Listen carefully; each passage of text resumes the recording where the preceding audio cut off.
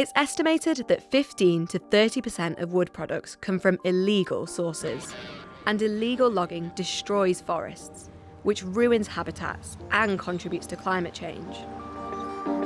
But scientists are building a new database that can trace the origins of a piece of wood to within 10 kilometres.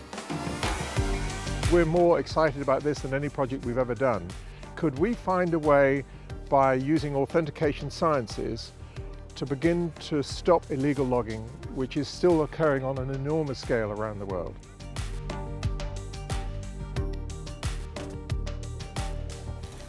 The Forest Stewardship Council promotes responsible forest management, including here in the Solomon Islands.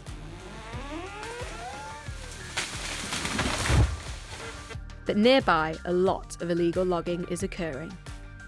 What we want to do is really improve our ability to verify wood as coming from legal harvest and responsible harvesting. So they've launched the Global Timber Referencing Project. Here's how it works. Take a reference sample from a tree, record the exact location of the sample, send it to Kew Gardens in the UK.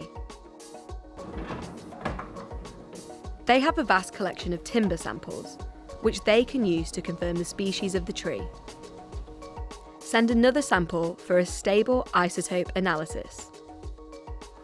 This gets information about the wood's location. But what is stable isotope analysis? All things that are living are made up of the same sort of elements. So we're talking about carbon, and nitrogen, and oxygen, and hydrogen. And it turns out that there are different versions of carbon and of nitrogen, and they're called isotopes. And the occurrence of these isotopes tends to be location specific. And by analysing it, we can produce a stable isotope signature for an object, for example, a tree, for a location. So we have to correlate the signature with the location.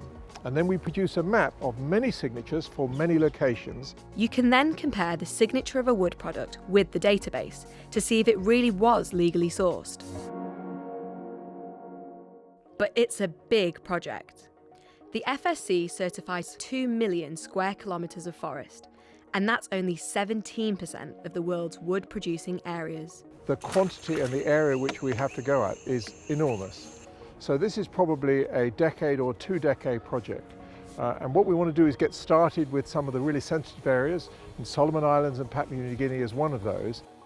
I think this is an incredible opportunity for consumers and retailers to differentiate what is a legal, responsible forest product, and then to be able to exclude illegal products.